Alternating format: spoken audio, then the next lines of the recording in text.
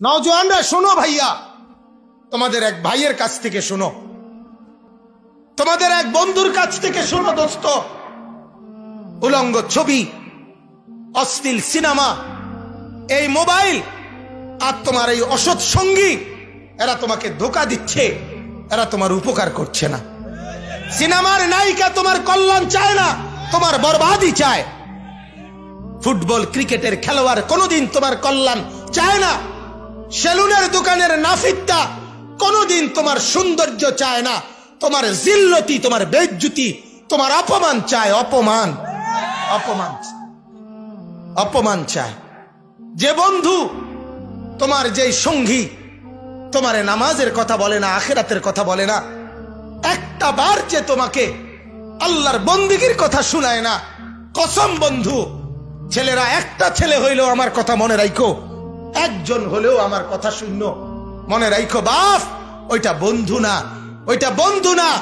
যে তোমারে উলঙ্গ ছবি দেখায়, যে তার মোবাইলের অশ্লীল ছবি, কোন নারীর সাথে কোন নষ্টামি করছে, কোন মাইয়ার সাথে কোন অসভ্যতা করছে, এটা যে তোমারে গল্প শোনায় অথবা ছবি দেখায়, এটা বন্ধু না, এটা ইবলিস, এটা শয়তান ছাড়া আর কিছু না।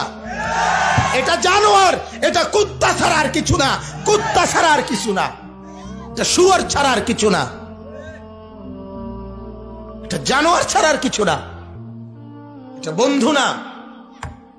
বন্ধু কিভাবে বন্ধুর এত বড় ক্ষতি করে, কথা বলেন না কেন? বন্ধু কিভাবে বন্ধুকে আগুনে ফেলে দেয়, কথা বলেন? এ কেমন বন্ধু, এ কেমন দোস্ত, এ কেমন ফ্রেন্ড, যে ফ্রেন্ড তোমাকে জাহান্নাম শিখাইতেছে, আগুনে জ্বালার জন্য তোমারে রেডি করাই দিতেছে, তোমারে তো ভাবাইয়া কোবাইয়া আখিরাত ভুলাই দিতেছে। কোরআনুল কারীমের মধ্যে আছে এক জান্নাতি, জান্নাতের মধ্যে গিয়ে তার অন্যান্য জান্নাতীদেরকে বলবে, শোনো, ইন্নী কানা লি কারীন, আমার একটা পরিচিত লোক ছিল যে আমাকে প্রতিদিন দেখা হইলেই আখিরাত ভুলাইতে চাইতো। কি ভুলাইতে চাইতো? আর বলতো, আহ দোস্ত, আহ তোরে দেখা বড় মায়া হয়। কি মায়া হয়? এই যে একটা হুজুরে ভাব লইয়া আড়স, আহ সুখ বলতে, আনন্দ বলতে কিচ্ছু, রস কষ কিচ্ছু নাই তোর, কথাটা বুঝছেন না? কিচ্ছু নাই। আহারে কি সুন্দর রঙের দুনিয়ায় চলতে আছে, আর তুই মাথা নোয়াইয়া বেকুবের মতো আনো, মনে হইয়া গেছ, দাড়ি গড়া রাখালাইছ অল্প বয়সে। কিটা আসলে কিটা তুই বুঝইব কোন সময়? তো কথা বুঝছেন? হেইতের বুঝ, উনার বুঝ বাইয়া ভর্তি আছে একবারে। ওই জান্নাতি বলে, আমার ওই বন্ধু, আমার পরিচিত লোকটা, ছেলেটা অহরহ আমাকে আখিরাত ভুলাইতে চাইতো, আর বলতো, আইদা মিতনা ওয়া কুন্না তুরাবান ওয়া ইযামান আইন্না লামাদিনুন। বাহ, বলতো, আরে বন্ধু, মরে গেলে সব মিশে যাব মাটির সাথে, সেই হাড্ডি গুঁড়ো গুঁড়ো হয়ে পাউডার হয়ে কোথাকার মাটি কোথায় উড়ে যাবে, সেখান থেকে আমাদেরকে পুনরায় আবার হাসরের ময়দানে দাঁড় করাবে। এটা আসলেই কোনো যুক্তির কথা হইল? কি কও না কও, কই পাইব মাড়ি, কই পাইব আড্ডি, কই পাইব আমারে আমি কই, আড্ডি কই, মাডি কই? আসেনি কোনো হদিস থাকবুনি?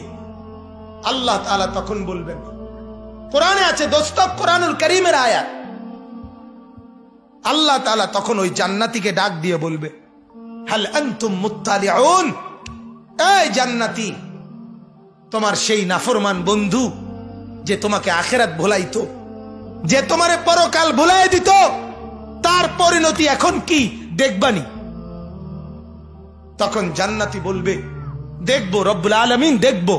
তো আল্লাহ তাআলা বলবেন, নজর ফিরাও ওইদিকে। তো সে নজর ফিরাইলেই দেখবে জাহান্নাম। আল্লাহর কুদরতে আল্লাহ জাহান্নামটা এখানে বসা অবস্থাতেই তার সামনে তুলে ধরবে।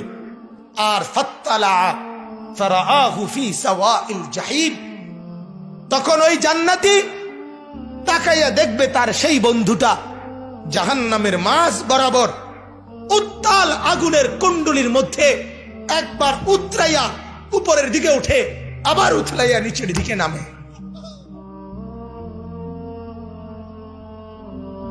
তখন ওই জান্নাতি একটা চিৎকার দিয়া এই দৃশ্য দেখে বলবে, তাল্লাহি ইন কিত্তা লাতুরদিন, আল্লাহর কসম বন্ধু, তুই তো আমারেও এই পরিণতির দিকে নিয়ে গেছিলি, তুই তো আমারও শেষ করে দিছিলি রে বন্ধু। আমার মাওলার লাউলা নি'মাতু রাব্বি, আমার মাওলার নিয়ামত রহমত যদি না হইতো আমার উপরে, লাকুনতু মিনাল মুহদারিন, আমিও তো তোর মতো এই জাহান্নামে পড়ে যাইতাম, ডুবে যাইতাম।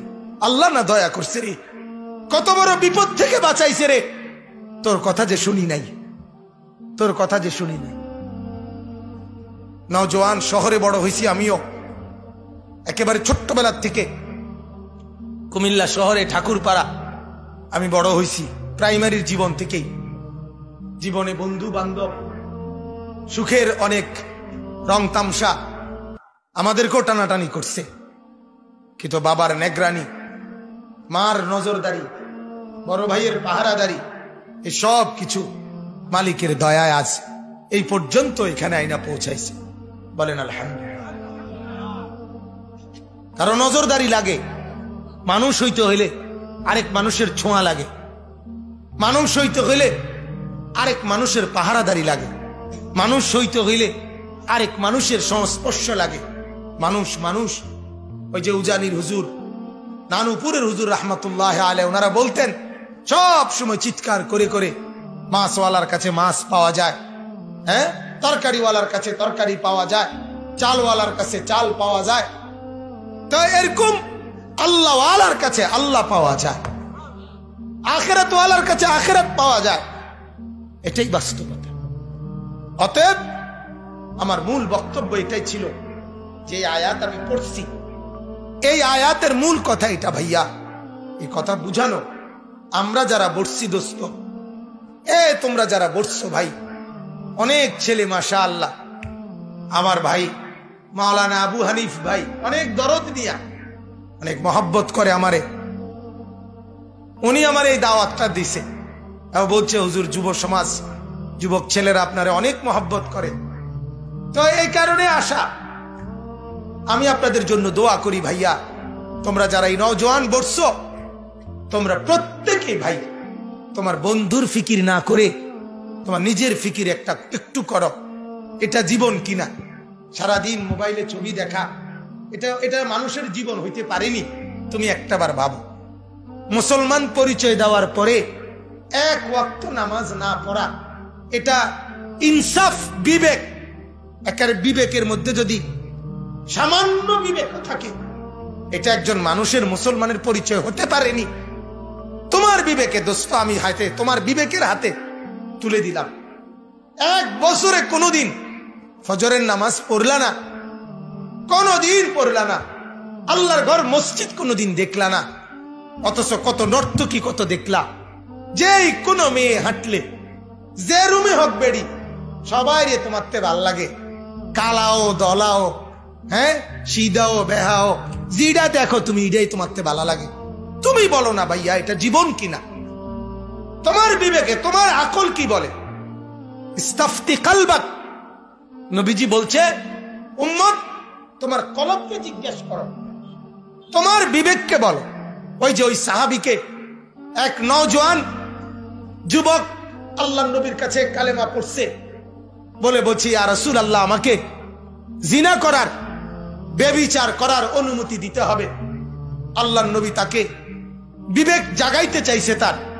নবীজি বললেন, তাহলে শোনো, আগে আমার একটা প্রশ্নের জবাব দাও, যদি তুমি যেই কাজটি আরেকজন নারীর সাথে করবা, এই কাজটা যদি তোমার মা, তোমার বোন, তোমার এরকম মা বোন তাদের সাথে কেউ করতে চায়, তুমি মেনে নিবা কি?